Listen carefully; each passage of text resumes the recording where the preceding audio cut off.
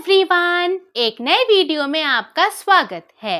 आइए देखते हैं कि ऐसे हिंदी के सेंटेंसेस जैसे कि उसे अपने दोस्तों की हवा लगी है, मुझे किसी की हवा नहीं लगी है, मुझे लगता है कि उसे किसी की हवा लगी है, तुम्हें पैसों की हवा लगी थी।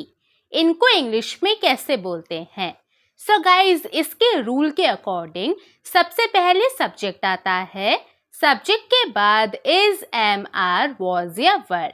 सब्जेक्ट और टेंस के अकॉर्डिंग इनमें से कोई एक हेल्पिंग वर्ब आती है। प्रेजेंट टेंस का सेंटेंस है तो इज, एम या आर में से कोई एक हेल्पिंग वर्ब आती है सब्जेक्ट के अकॉर्डिंग, और अगर पास्ट टेंस का सेंटेंस है तो सब्जेक्ट के अकॉर्डिंग वॉज या वर में से कोई एक हेल्पिंग वर्ब आती है।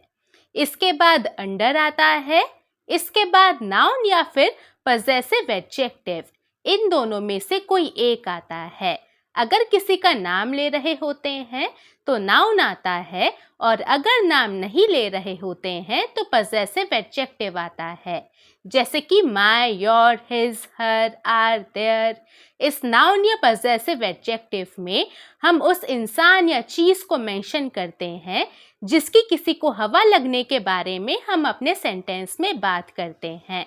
और अगर नाउन का यूज़ कर रहे हैं तो नाउन को एपॉस्ट्रोफी एस के साथ इस्तेमाल करते हैं। For example friends, moneys, peoples, brothers. और इसके बाद आता है लास्ट में इन्फ्लुएंस, जिसका मतलब होता है प्रभाव। क्योंकि ऐसे सेंटेंसेस में जब हम बोलते हैं कि किसी को किसी की हवा लगी है तो हमारा सेंस ये कहने से होता है कि कोई किसी चीज़ या फिर इंसान के प्रभाव में है। चलिए कुछ एग्जाम्पल्स देखिए जिससे आपको इसका मतलब अच्छे से समझ में आ जाए। उसे अपने दोस्तों की हवा लगी है। He is under his friend's influence. He is under his friend's influence.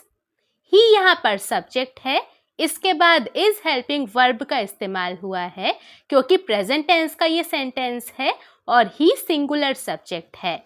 इसके बाद अंडर आया है, इसके बाद हिज फ्रेंड्स आया है क्योंकि दोस्तों की हवा लगने के बारे में बात हुई है, और लास्ट में इन्फ्लुएंस आया है। नेक्स्ट एग्जाम्पल है, मुझे किसी की हवा नहीं लगी है।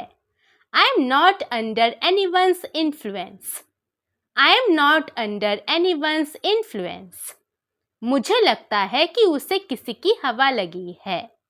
I think she is under someone's influence. I think she is under someone's influence.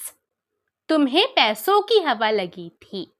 You were under money's influence. You were under money's influence. अब एक सेंटेंस आपके होमवर्क के लिए, उससे अपने भाई की हवा लगी है। इसको इंग्लिश में कैसे बोलेंगे ये आप मुझे कमेंट करके बताइए। वीडियो पसंद आई हो तो इसको लाइक और शेयर करना मत भूलिएगा और चैनल को सब्सक्राइब भी कर लीजिए। चलिए मिलते हैं कल एक नए वीडियो के साथ, तब तक के लिए टेक केयर, बाय बाय।